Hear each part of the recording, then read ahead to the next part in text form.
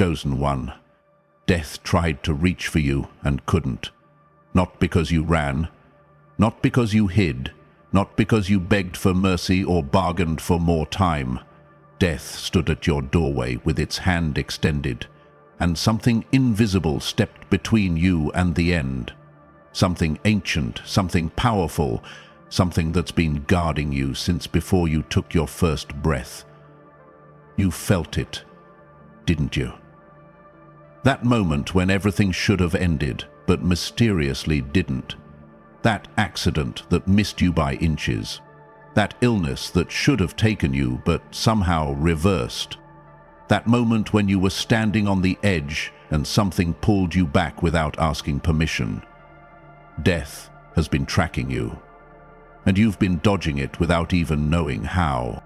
Let me tell you what really happened that they're never going to explain in any book, any documentary, or any conversation you'll overhear. Death received an assignment with your name on it. The paperwork was filed, the timeline was set, everything was aligned for your exit from this realm. But when death arrived at your location, ready to collect what was scheduled, it encountered something it wasn't briefed about. A barrier, a force field, a network of protection so complex and so ancient that even death itself had to step back and reconsider. You think you survived by chance? You think luck saved you? That's the story they want you to believe, because the truth would shatter their understanding of how reality actually works. You survived because you're protected by forces that predate time itself. Forces that answer to laws higher than mortality. You remember that day, don't you? The day everything should have ended, but somehow didn't. Maybe it was a car crash where the physics made no sense. Maybe it was a diagnosis that doctors couldn't explain when it suddenly vanished. Maybe it was standing on that bridge, that rooftop, that moment of absolute darkness where you were ready to surrender everything. And then something shifted, something pulled you back, something whispered that it wasn't time yet. That was the moment death tried to touch you and failed. That was the moment your protection revealed itself. Not with fanfare, not with witnesses, not with any evidence that skeptics could analyze. Just you, standing there, still breathing, while death turned away, empty-handed and confused. Here's what makes this even more intense. It wasn't just a random close call. It wasn't just good fortune or bad aim by the universe. Death was sent specifically for you at that specific moment by forces that wanted you removed from this timeline. Someone prayed for your downfall. Someone manifested your destruction. Someone performed rituals designed to cut your life thread short. Someone sent death energy toward you with focused intention and detailed instructions. And someone sent death energy toward you with focused intention and detailed instruction. They wanted you gone. They needed you silenced. They invested time, energy, and resources into making sure you didn't survive to see another morning. But they didn't factor in one critical detail. You're not just anyone. You're a chosen one. And chosen ones don't die on enemy schedules. Before we go deeper into what stopped death at your door, I need you to do something for me. Hit that like button right now and subscribe to this channel. I'm not asking as a favor, I'm asking because the act of engaging with this message is you claiming your victory. It's you standing up and saying, yes, death tried me and failed. I'm still here. I'm still standing. And I'm not backing down. Drop the number 888 in the comments if you felt that moment when death came close and something pushed it away. That number is your testimony. That number is your battle cry. That number tells the universe that you recognize the protection wrapped around your life. And for those watching who think this is dramatic, who think this is exaggeration, this message wasn't designed for you. This is for the ones who know exactly what I'm talking about, the ones who felt death's cold breath and lived to tell about it. Now let's continue. Your enemies thought they had you figured out. They studied your patterns, watched your movements, catalogued your vulnerabilities. They knew when you were strongest and when you were weakest. They identified the exact pressure points that would cause maximum damage with minimum effort. They waited for the perfect storm to strike. Financial collapse happening simultaneously with relationship betrayal, health crisis arriving right when your support system disappeared. Mental breakdown timed perfectly with professional destruction. This wasn't random chaos. This was coordinated warfare. And at the center of their strategy was one final goal: your complete removal from the playing field. Not just defeat, not just setback, total elimination. They went to practitioners who promised results. They paid for services that guaranteed outcomes. Some sold pieces of themselves to entities that trade in death energy. Different traditions, different methods, all focused on one target: you. Candles burned with your name carved into wax. Photos buried in graveyards with specific instructions. Rituals performed at crossroads during new moons. Energy sent through bloodlines to weaken your ancestral protection. They attacked from every angle simultaneously, overwhelming your defenses, finding cracks in your armor, exploiting vulnerabilities they thought they discovered. The spiritual assault was so intense that you felt it, even if you couldn't name it. That sudden exhaustion that felt like your soul was being drained. Those nightmares that left you gasping for air. That heaviness that made every step feel like walking through cement. That was the attack landing. And here's the part that should scare you but probably won't now that you understand what happened. Death was the final stage of their plan. Everything else was just weakening you, preparing you, making you vulnerable enough for the final strike. They wanted you so broken, so exhausted, so defeated that when death knocked, you'd open the door willingly. They wanted you to give up, give in, surrender to the darkness they sent. Because here's what they knew about spiritual law. Death can't just take you randomly. There has to be permission. Either cosmic permission because your time has come, or personal permission because you've stopped fighting. They were banking on the second option. They were counting on you being so tired, so hurt, so done with everything that you'd stop resisting. And that's when death would slip through. But you did something they didn't predict. You kept going. Even when everything inside you screamed to quit, you got up again. Even when logic said there was no point, you found another reason. Even when the pain was unbearable, you endured one more day. That resistance, that stubborn refusal to surrender, that was the first layer of your protection activating. Your will to survive became a shield. Your determination to keep moving forward became a barrier. And death, approaching with full confidence that this would be an easy collection, suddenly encountered unexpected resistance. Your spirit fighting back when it should have been broken. Your life force glowing when it should have been extinguished. Your energy standing firm when it should have collapsed. Death doesn't deal well with unexpected obstacles. It's used to smooth transitions, easy passages, souls ready to move on. But you weren't ready, you weren't willing, you weren't done, and that threw the entire operation into chaos. Here's where your enemies made their fatal miscalculation. They researched you, but they only saw the surface. They knew your name, your face, your daily routine. They didn't know your bloodline. They didn't know your spiritual lineage. They didn't know the agreements made before you were born. Agreements between your soul and forces that exist beyond mortal comprehension. Contracts signed in realms where time doesn't exist and death has no authority. You weren't born randomly, chosen one. Your arrival in this timeline was negotiated, planned, and protected from the beginning. Certain souls receive standard protection. You received military-grade shielding, the kind reserved for those carrying missions that can't fail, the kind installed for those whose survival is non-negotiable. Your ancestors weren't passive observers watching from some distant realm. The moment death approached your timeline, alarms went off in the spiritual dimensions. Your bloodline guardians, the ones who've been watching over your lineage for centuries, mobilized immediately. These aren't gentle grandparents sending loving thoughts. These are warriors who fought battles in their own lifetimes and continue fighting battles in the spiritual realm. They've been preparing for this exact moment since before you were conceived. Every ancestor who survived impossible odds, who endured unthinkable hardship, who refused to break under pressure.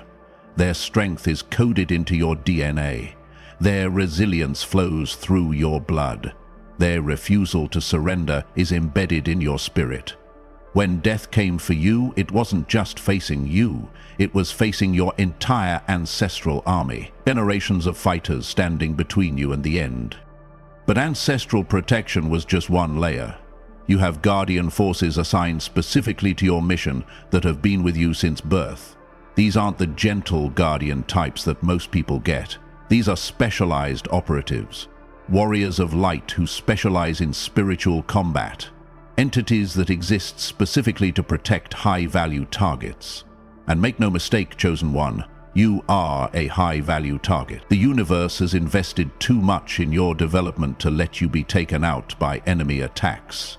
These forces don't intervene in every situation. They let you experience necessary lessons, face important challenges, grow through difficulty. But when death arrives prematurely, when your exit isn't aligned with cosmic timing, when enemies attempt to cut your timeline short, these forces activate with absolute authority.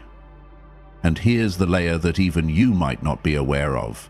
Your own soul has protection mechanisms built into its core design. Think of it like spiritual antibodies that activate when foreign death energy approaches. Your soul recognized the attack before your conscious mind did. It started preparation protocols while you were still going about your daily life, unaware of the spiritual warfare unfolding. It strengthened your aura, reinforced your energy field, called in additional support, and most importantly, it created mirror shields that would reflect death energy back to its source. So when death finally arrived, hand extended, ready to collect, it encountered not just external protection, but internal resistance. Your soul essentially said, "Access denied, authorization required, this timeline isn't finished, try again later." And death, bound by spiritual law, had no choice but to retreat. Let me describe what happened in that crucial moment, because understanding this changes everything about how you see your survival. Death doesn't arrive with drama. It comes quietly, efficiently, professionally. It slides into your timeline like a shadow, reaches for your life thread, prepares to cut. The moment before death touches you, time slows. Not in your physical experience, but in the spiritual dimension where these transactions occur. That's when the protection mechanisms I just described all activated simultaneously. Your ancestors formed a perimeter. Your guardian forces positioned themselves between you and death. Your soul's internal defenses went to maximum alert. And something else happened that your enemies never considered possible. The mirror effect engaged. All the death energy they sent toward you, all the malicious intention, all the carefully crafted curses designed to end your timeline, it all reflected back in that instant. Like light bouncing off a mirror, but with spiritual energy. The practitioners who sent death after you suddenly felt their own spells returning. The enemies who paid for your destruction felt the energy boomerang back toward them. The individuals who prayed for your downfall found their own prayers reversed. Death energy doesn't just disappear. It has to go somewhere. And when it can't reach its intended target, spiritual law dictates that it returns to sender, multiplied, amplified, supercharged with the force of attempted murder. This is why you might have noticed certain people in your life suddenly facing their own close calls with death. That person who wished you'd disappear suddenly facing a health crisis. That enemy who wanted you gone encountering a life-threatening accident. That practitioner who cast the spell experiencing unexplained symptoms. They're not random occurrences, they're returns. Spiritual boomerangs finding their way back home. And the timing isn't coincidental either. It happened shortly after the moment death tried to touch you and failed. The universe doesn't miss. It doesn't make mistakes. It simply executes spiritual law with precision. You send death energy toward someone protected, that energy comes back to you. Simple cause and effect, simple cosmic mathematics. You probably didn't even know this battle was happening. You might have been sleeping when death approached. You might have been going about your day completely unaware.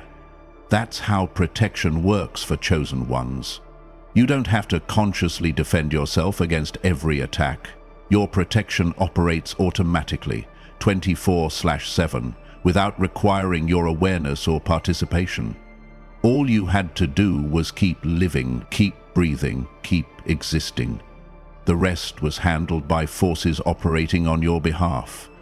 But now that you know what happened, now that you understand the battle that was fought while you went about your life, you can appreciate the magnitude of your survival. Death literally tried to touch you, and couldn't. That's not a small thing. That's not luck. That's absolute proof of protection. Here's what your enemies don't understand and why they'll continue to fail every time they try this approach. The moment death attempted to collect you and failed, something permanent changed in your spiritual blueprint. Think of it like an immune system that just developed antibodies to a specific threat. Your protection didn't just repel one attack. It evolved. It upgraded. It installed new security measures specifically designed to prevent death energy from ever getting that close again. You're now essentially death-proof to any premature attempts. Not immortal, obviously, everyone has their exit point, but immune to forced exits, immune to enemy-orchestrated deaths, immune to any timeline manipulation that attempts to cut your mission short before completion. This upgrade happened automatically. You didn't have to request it, you didn't have to earn it. It's simply how spiritual protection works for chosen ones who survive a direct death attack. The universe recognizes that you've been targeted for elimination and responds by making you untouchable. Your frequency shifts to a range where death energy can't reach. Your spiritual signature becomes invisible to premature collection attempts. Your timeline locks into place, protected by codes that can only be accessed by cosmic authority, not enemy intention. This is permanent. This is irreversible. This is your new baseline of protection for the remainder of your journey in this realm. Your enemies can try again. They will try again. They always do. Desperation makes people repeat failed strategies, hoping for different outcomes. They'll find new practitioners. They'll try different methods. They'll invest more money, more time, more energy into attempting your removal, and every single attempt will fail. Not because they're not skilled enough, not because they're not committed enough, but because you've been placed beyond their reach. Imagine trying to grab something behind bulletproof glass. You can see it. You can touch the glass, but you can't reach through. That's your new state of existence. Visible to your enemies, but untouchable. Present in their world, but protected from their weapons. Living your life openly, but shielded from their attacks. This is where it gets interesting for you moving forward. Knowing you're death-proof to enemy attacks should change how you move in the world. Not reckless, but fearless. Not careless, but confident. You don't have to hide anymore. You don't have to shrink to avoid attention. You don't have to play small, hoping enemies won't notice you. They've already tried their worst. They've already sent death itself. And death walked away empty-handed. What else can they do? What bigger weapon exists? They've exhausted their options. They've played their final card, and it failed spectacularly. This means you're now free to step fully into your purpose without fear of premature termination. The universe didn't save you just so you could continue playing it safe. Your protection isn't meant to keep you comfortable. It's meant to keep you alive long enough to complete your mission. Most people who survive close calls with death carry trauma from the experience. They develop fear patterns, avoidance behaviors, anxiety about the future. They live in constant worry about the next threat, the next close call, the next brush with mortality. That's the normal response. But chosen ones process these experiences differently. When death tried to touch you and failed, You should have been traumatized. You should have developed fear. You should have become more cautious, more careful, more controlled by what almost happened. But something interesting occurred instead. You came out harder, not traumatized, empowered, not scared, focused, not weakened, strengthened.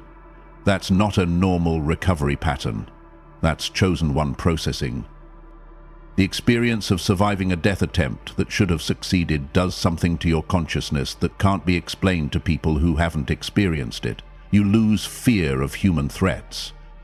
Once you've faced actual death and won, what can a person do to you? Fire you, embarrass you, betray you? Those things hurt, but they're not death. You've already survived the worst. Everything else is just noise. This fearlessness that develops post-death encounter is what makes you dangerous to your enemies. Not dangerous in a harmful way, dangerous in an unstoppable way. You can't be controlled by fear anymore. You can't be manipulated by threats. You can't be intimidated by power displays. You've seen behind the curtain. You know the truth. And truth makes you untouchable in ways protection alone can't achieve. Your enemies are noticing the change. The way you walk now, the way you speak, the way you hold eye contact without flinching, the way you no longer react to provocations that used to send you spiraling. They're confused because the attack was supposed to break you even if it didn't kill you. The near-death experience was supposed to leave you scared, tentative, easily controlled. But you're moving through the world like someone who's already died and come back, like someone who has nothing left to lose because they've already survived the worst loss possible. That confidence, that unshakable presence, that's not arrogance. That's the natural state of someone who's been tested by death itself and passed. And here's something beautiful that your enemies will never understand. Death trying to touch you and failing didn't just make you stronger. It made you kinder. Not softer, kinder. There's a difference. You have more compassion for people struggling because you've been to the edge. You have more patience with people learning because you remember the journey. You have more grace for people failing because you know how close everyone is to their own breaking point.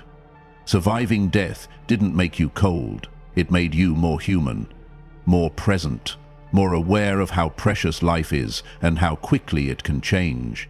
Your enemies expected you to become bitter, angry, vengeful.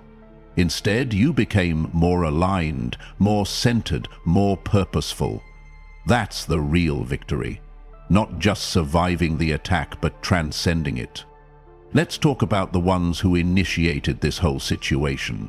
The people who gathered together, pooled their resources, and decided your death was necessary. The practitioners who took the job knowing exactly what they were doing. The enemies who paid the price without guilt or hesitation. The moment their death curse reflected back, their fate was sealed. Not by your hand, not by your wish, but by spiritual law executing its protocols. When you send death energy towards someone protected by cosmic forces, you're not just committing an attack, you're committing spiritual suicide.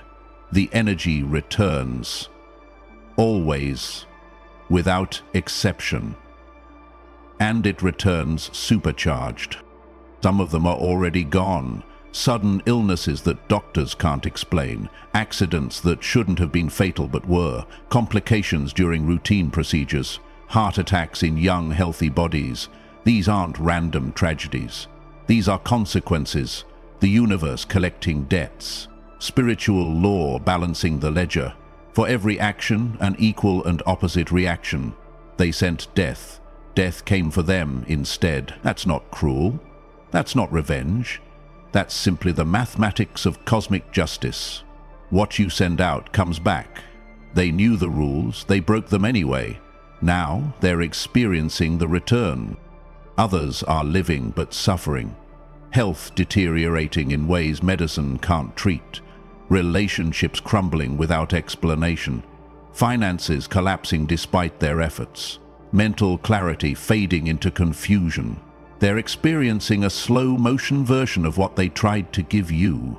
Extended consequences that remind them daily of their failure and their punishment. Some are trying to reverse what they sent, going to different practitioners begging for help, performing counter-rituals to stop the return, offering sacrifices to entities they think can save them. Nothing works.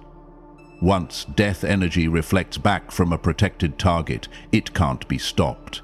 It's already in motion, already locked onto its new target, already executing its redesigned mission.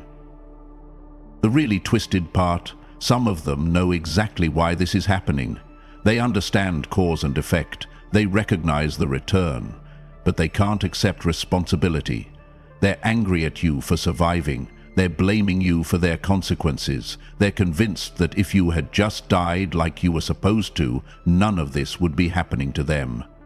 They see you walking around, living your life, thriving even, and it drives them insane, because your survival is proof of their failure. Your existence is evidence of their powerlessness.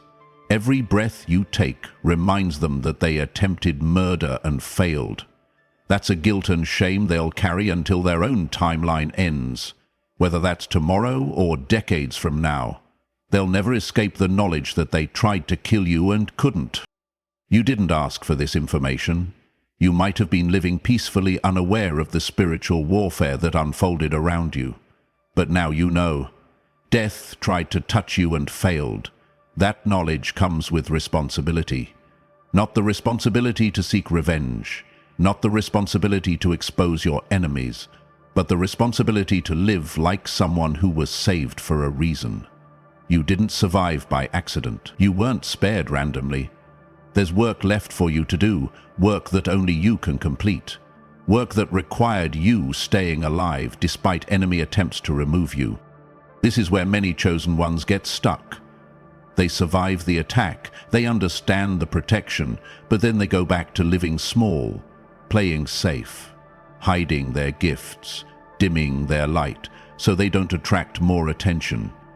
That's the wrong response. You were protected for a reason. That protection isn't a gift to waste on a mediocre life.